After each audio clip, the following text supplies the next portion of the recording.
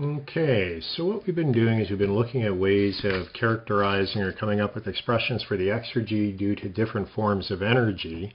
We also looked at the way to calculate exergy change for either a fixed mass or closed system as well as an open system.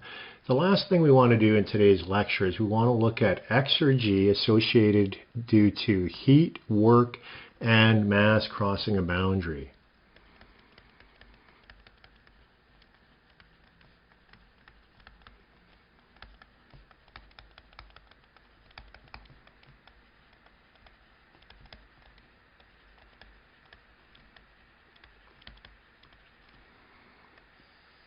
So we'll begin by looking at heat.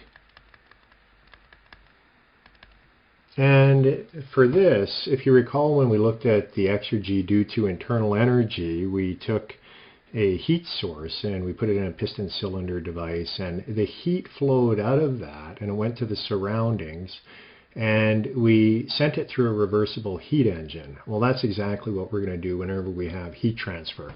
We're going to assume that whenever you have heat transfer, that heat could theoretically flow through a reversible engine like the Carnot engine.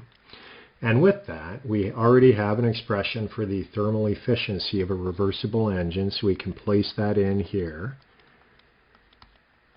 T naught is the surrounding, and T is the high temperature at which our heat source is flowing from.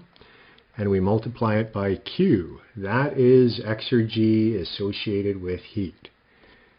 Now for work.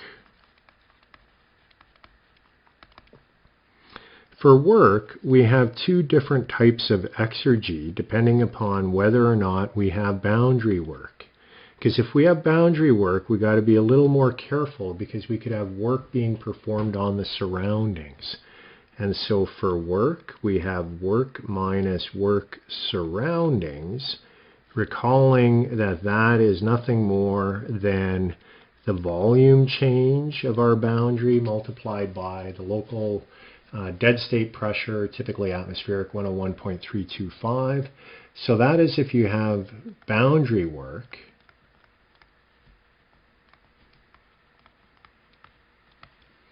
And if you have no boundary work, it's just work. Work can flow into work. So that's a pretty simple one.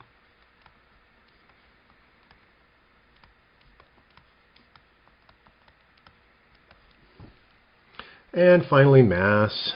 Mass is when you have any kind of fluid crossing the boundary. It is just the mass multiplied by psi, which would be the exergy per unit mass, and we looked at that a moment ago. So those are the ways to handle heat, work, and mass and be able to quantify the amount of exergy associated with each of them. A couple of final notes to say about exergy. One is that exergy is always destroyed.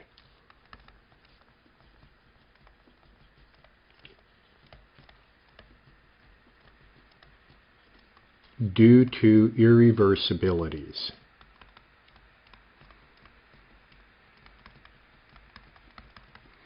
And given that no matter what process we look at, in reality we will always have irreversibilities, exergy is always being destroyed. So consequently, what we can write that the change in exergy, so exergy at state 2 minus exergy at state 1,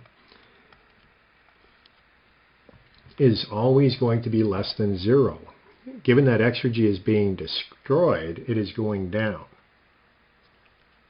And consequently, x2 will be less than x1.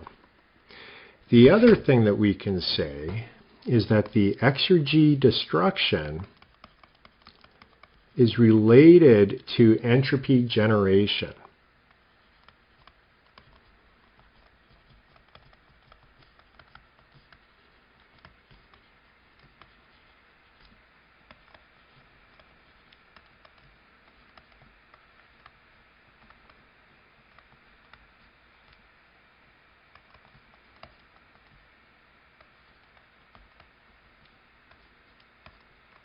And given that entropy is always increasing, we can then write that Exergy destroyed is always greater than 0. So those are two of the concepts. We bring in the entropy generation thing here. What we'll find when we're doing some of the problem solving, in certain cases you can go through and you can do the Exergy analysis, or what you can do is you can go and you can calculate the entropy generation, which we've seen earlier, and then you just multiply it by the temperature at the dead state. So if they're asking you to calculate Exergy destroyed, you can either do it using entropy or you can use it using Exergy analysis. And some of the problems that we'll look at, it's actually simpler to do the entropy generation. So with that, that concludes today's lecture. Thank you very much for your attention. Goodbye.